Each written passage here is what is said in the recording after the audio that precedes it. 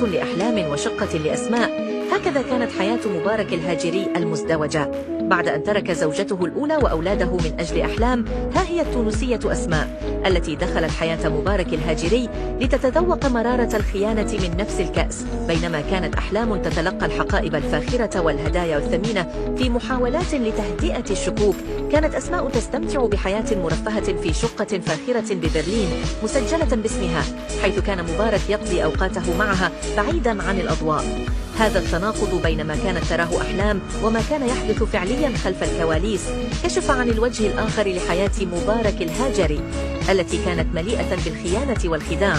أسماء، وهي طالبة تونسية تعيش في ألمانيا، شابة في مقتبل العمر، تبلغ من العمر 23 عاما، لكن ما لم يكن يعرفه الكثيرون هو أنها كانت على علاقة سرية بمبارك الهاجري. كانت تعيش حياة هادئة في ألمانيا، حيث تتابع دراستها بعيدا عن وطنها.